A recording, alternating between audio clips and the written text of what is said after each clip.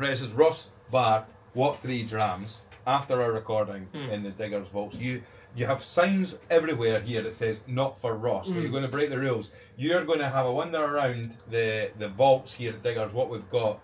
We're going to shout out to you what we think. Your What 3 Drams for whilst you're down here in the Diggers Vaults. You've got all this to pick from, there's plenty to see. Go and get us a wee bit. It's an interesting collection, a lot of vintage bottlings, like modern bottlings, and some limited releases as well. Anything stick your eyes? Anything? First thing I see, Aberlour, Distillery exclusive in Bourbon. Epic bottling, I spoke about it before. This is this year's bottling, 49.4%. What do you like about that? Just love Aberlour spirit. And for me, as in terms of a What 3 Drams, a What 3 cellar Drams, I've had it before, we know I like it.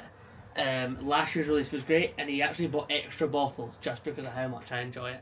So Aberlour, great distillery, 11-year-old in Bourbon, absolutely the choice. If anybody's in Diggers, Why? you have to have it. Why in Bourbon? It's just so fruity and light and approachable.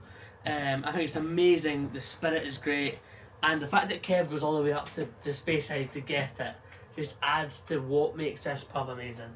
Second one, really hard. Looking at What you seen, Angus? I'm Going like, in a minute direction. yeah. Where are we sending? Where are we sending Ross? we're seeing familiar, like we're seeing like the Glengoyne White Oak that we know. Oh yeah, I mean another bourbon hero. You like all this stuff here. Yeah, I like the Ardbeg, but I mean also there's there's so many interesting. There's Kilhomer over there. Duncan Taylor Kalila as well. Kalila, yeah. I'm looking down. There's a Glenfiddich 15 there. Funny looking, like Yeah, that's old school. Old school bottling there. Yeah, pre interesting. 2017, probably pre 2014 The actually. Glenfiddich Classic behind it. What's that bottle there behind it? Pulled up to the camera. I tell you a dram I had here. Do you know, that's not something I've seen before. Old Classic Reserve Glenfiddich. Looks like an early 2000s bottling, 43%. Generous presentation from Glenfiddich. I tell you a dram I really enjoyed, Ross. Is they've got Kev has got a bottle of Strathern down there, which is new distillery. I think that's probably their inaugural release. Really was kind of quite impressed by that when I tried it. Inaugural bottling. I kind of had no kind of preconceived ideas of what it would be like, but Triple cask matured being bourbon, really virgin impressed. oak cherry. I thought this was really interesting from a really small distillery. The second one that got my eye is from a new distillery, and it is for regular. This is you'll know it, and you'll hear me mention it before. There's a reason why there's so little spirit left in that bottle. Ballindalloch 2016, 61.1% cash strength bottling. Bottle exclusively for the UK. It's so fruity. It's another Speyside in Bourbon. So That's 2 Speyside. on paper, really similar to the Aberlour, which says a lot about me. But It is your What 3 Drams. that's it. But you've got a yeah. distillery in Aberlour that was founded in 1879, and then you've got Ballindalloch, opened by the king, the current king. It says the estate was established in 1824, but it's a brand new distillery in terms of their malt production now. I was at a tasting when I had that for the very first time. It was Mark Davidson, the Jolly Toper. Yep. Invited me along to a tasting he did, and now wait a minute. There was 2 tasting notes that were very interesting about that one, and someone said candy floss for robots. Was That is weird. Aye, That is right. weird. But also somebody also said whiskey for kids, because it is. I actually really enjoyed it. And 60. What's a dram of that costing you? Honestly, I think in here it was about £6 or £7, which was a great price. Good value. It's funny, there's a wee sliver of it ended up down here in the cellar. Yeah, it's almost like he's teasing you with it. It's He's true. also got a sign that says "Not for Ross" on it. That is absolutely true. Put that on the bottle. Aye.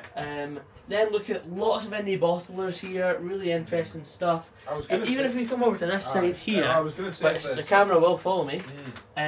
Woodford Reserve sticks out as something that I'm so familiar with. When I came back to Scotch for the second time with my model, moving back to Edinburgh after COVID, I was drinking a lot of Woodford.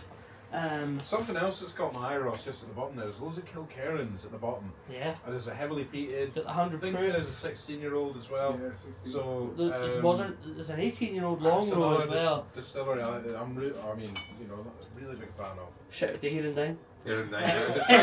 Is it signed by Pierre? It's not signed.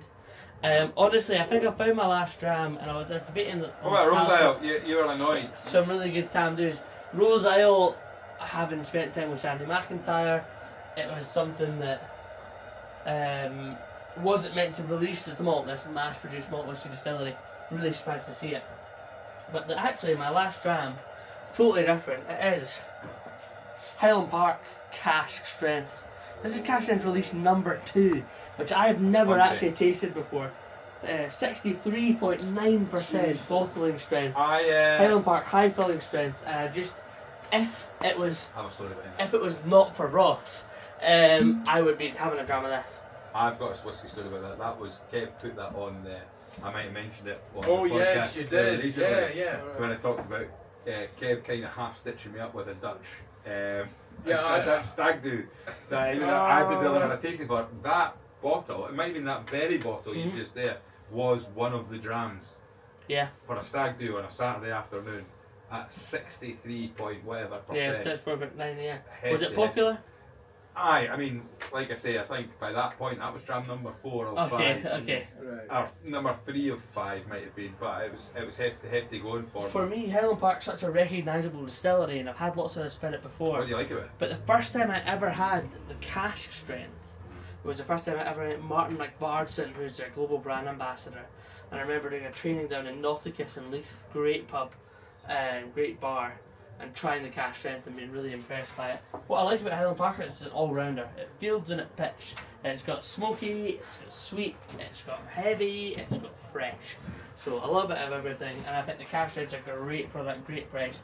That's a wee bit the highlight reel of what we have in here in the So to go over that again, we've got Aberlour 11. Aberlour 11 in Bourbon, a So Ballindalloch exclusive. 2016 Bourbon, not for Ross specifically, and then we got the Cask Strength Highland Park to toss it up. So something a little bit different, just a little look into what it has down in the Diggers cellar. Right, well done, right. I was that. Tried to move around enough. Good. Well done. No, you did really well. Look well on the camera.